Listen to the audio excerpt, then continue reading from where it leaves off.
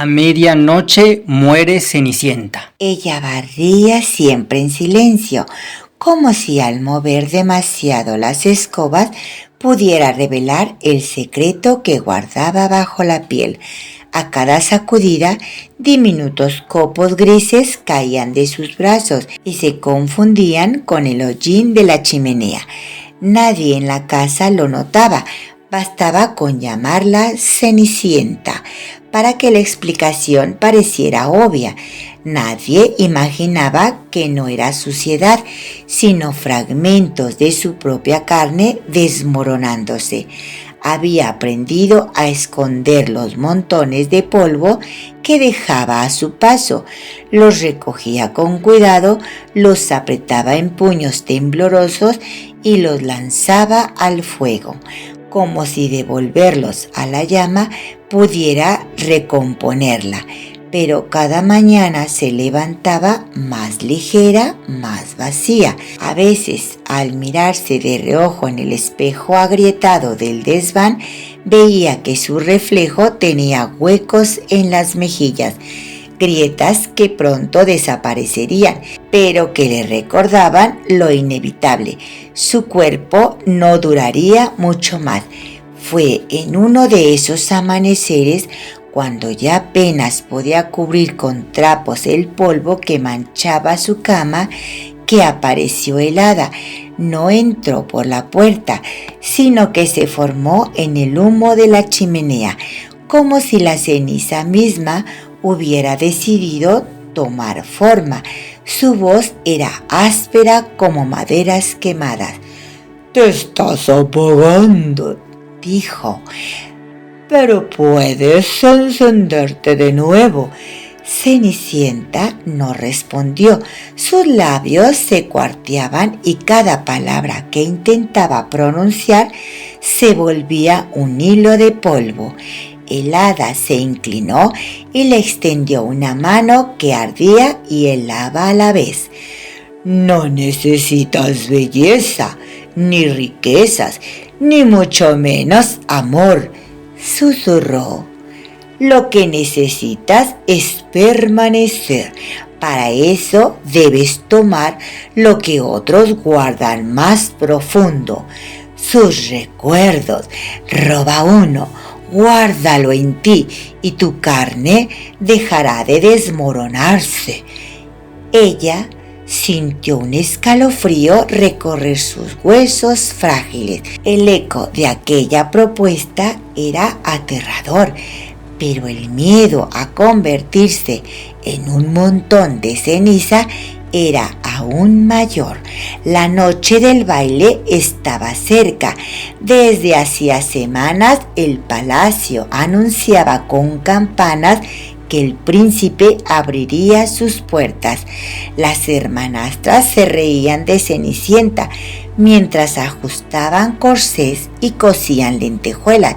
Ignoraban que ella en secreto ya tenía un vestido aguardando, no de seda ni brocado, sino tejido por el hada, un manto hecho de llamas congeladas que chisporroteaban sin consumirse. Cada hilo parecía cantar con voces antiguas, recuerdos prestados que esperaban dueño. El carruaje no nació de una calabaza, sino de un féretro tallado en madera ennegrecida, arrastrando por corceles que parecían esqueletos cubiertos de piel traslúcida. Cuando la medianoche comenzó a acercarse, el hada regresó sosteniendo en sus dedos un calzado imposible, un zapato de cristal en cuyo interior titilaban luces atrapadas, como si cada grieta guardara un suspiro. «Cada paso que des con esto recogerás un recuerdo», explicó. «Pero cuidado, debes huir antes de medianoche. Los zapatos no están diseñados para absorber tantos recuerdos, ni tus piernas endebles podrían sostenerlos». Cenicienta asintió temblando, miró sus manos, todavía perdía cenizas, aunque menos que antes. La idea de robar aquello que daba sentido a los demás la horrorizaba, pero el abismo de desaparecer por completo le helaba aún más. Se probó el vestido ardiente, colocó el zapato frío como un ataúd sobre su pie y mientras los corceles relinchaban como espectros, subió al carruaje. El camino hacia el palacio se abrió entre la neblina. Cada piedra que rodaba bajo las ruedas parecía gemir como si reconociera el peso que transportaba. Ella cerró los ojos y respiró hondo, sintiendo como los jirones de ceniza que aún quedaban en su interior se compactaban, como si presintieran que aquella noche decidiría si sería mujer o polvo en el viento. El carruaje fúnebre se detuvo frente al palacio iluminado. Cientos de antorchas temblaban como si temieran a la neblina que seguía a Cenicienta, pegada a su sombra. Al descender, el murmullo de la multitud se convirtió en un silencio denso. Todos miraban su vestido que parecía tejido con brasas apagadas. Cada pliegue ardía suavemente, sin consumirse. Ella sintió que sus huesos se fortalecían, que la ceniza que solía desprenderse ahora se reacomodaba en su interior.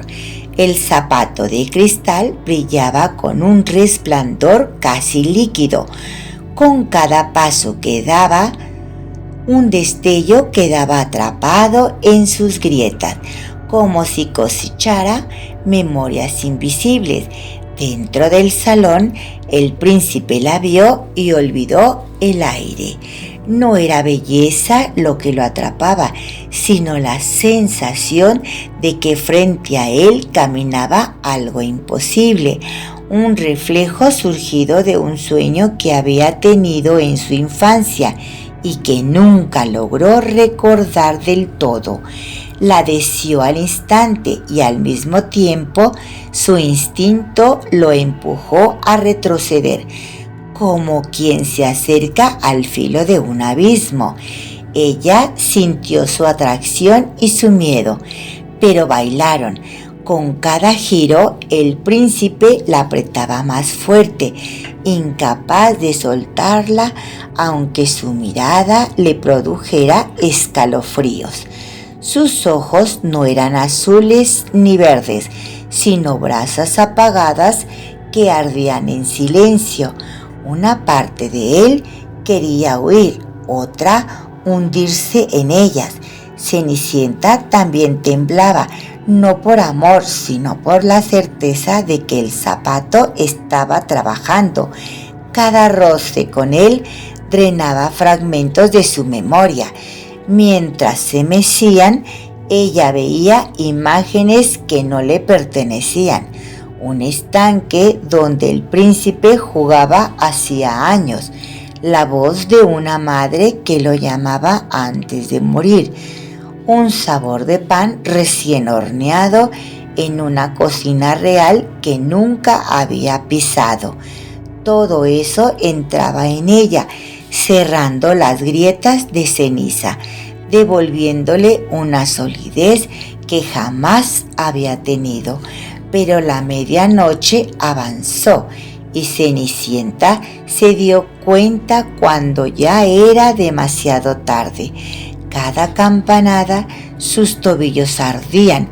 Sintió cómo las cenizas empezaban a agitarse dentro de su piel, presionando para escapar.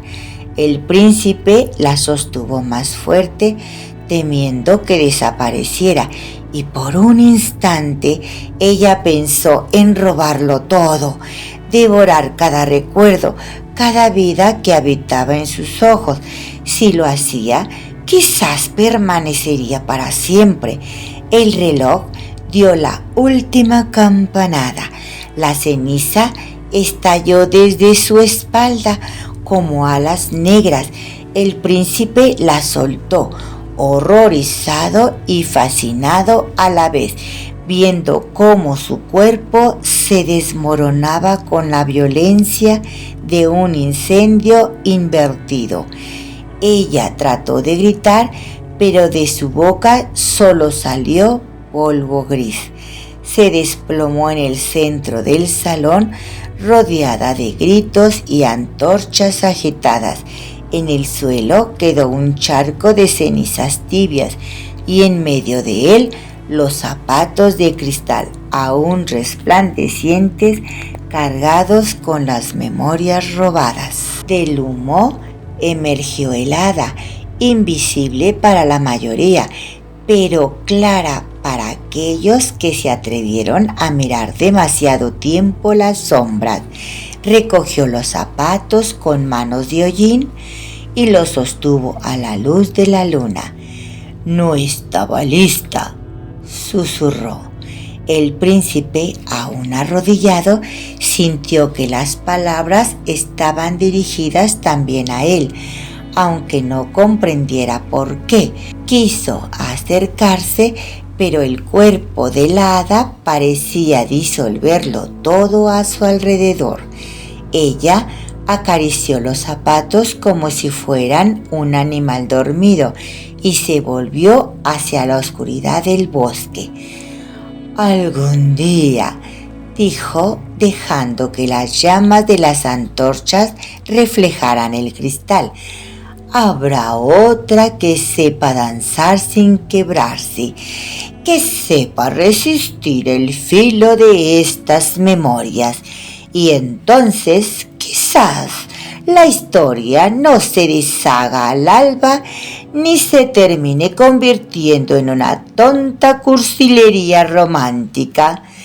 El viento sopló, dispersando las cenizas de Cenicienta, hasta que no quedó nada, ni siquiera un rastro en el suelo de mármol. El salón recobró lentamente la vida, pero nadie volvió a hablar de la muchacha que había ardido en los brazos del príncipe, quien aturdido fue incapaz de elegir esposa aquella noche de Halloween.